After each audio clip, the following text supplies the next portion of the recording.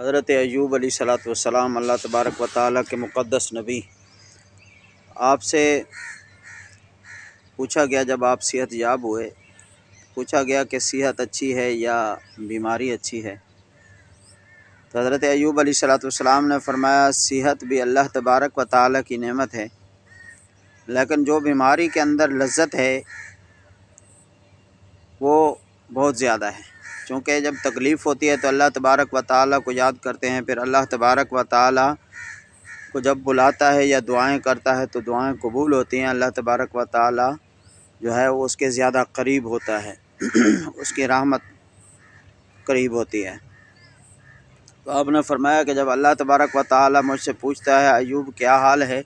تو میری ساری بیماریاں ختم ہو جاتی ہیں، میں بھول جاتا ہوں بیماریوں کو۔ بلا تشبیہ و تمثیل،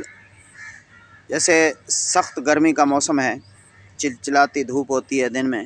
اور رات کو بھی سخت ترین گرمی ہوتی ہے ہمارے خصوصاً جنوبی پنجاب کے اندر۔ گرمی کی وجہ سے لوگ تڑپ رہے ہوتے ہیں، غریب جن کے پاس گرمی ختم کرنے کا انتظام نہیں ہوتا، مثلاً کوئی پنکھا نہیں ہوتا، جہاں بجلی نہیں ہے وہاں کافی پریشانی ہوتی ہے، اور جو جانور ہوتے ہیں وہ بھی کافی پریشان ہوتے ہیں گرمی کی وجہ سے۔ بہرحال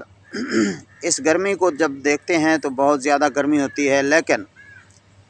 جب اس گرمی کے اندر جو پھل ہوتے ہیں نا، سبحان اللہ، یہ بھی اللہ تبارک و تعالیٰ کی نعمتیں ہیں۔ ایسے پھل بھی دوسرے موسم میں نہیں ہوتے جیسے پھل گرمی کے موسم میں ہوتے ہیں۔ ایک کھجور کو لے لیں، جیسے کھجور ہے، یہ اللہ تبارک و تعالیٰ کی بہت بڑی نعمت ہے۔ دنیا میں لوگ کہتے ہیں کہ تمام پھلوں کا سردار آم ہے، لیکن میں کہتا ہوں کہ نہیں، آم نہیں ہے، پھلوں کا سردار کھجور ہے۔ پھلوں کی سردار جو ہے وہ کھجور ہے، یہ بھی بہت بڑی اللہ تبارک و تعالیٰ کی نعمت ہے، اور نبی کریم علیہ الصلوۃ والسلام کی پسندیدہ غذا ہے۔ اور جتنی کھجور کے اندر فوائد ہیں شاید ہی کسی پھل کے اندر ہوں،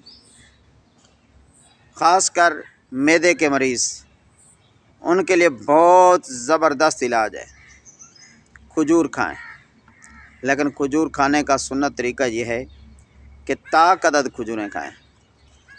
جفت نہ کھائیں بلکہ طاق عدد کھجوریں کھائیں، اور پکی کھجوریں کھائیں۔ اور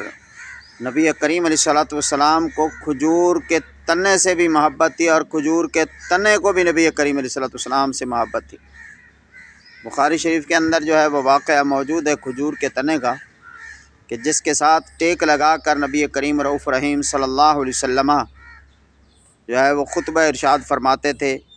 جب بنو نجار کا ایک آدمی، اس نے آ کر منبر بنا کر رکھ دیا اور کھجور کا تنا جو ہے وہ نکال کر باہر رکھ دیا،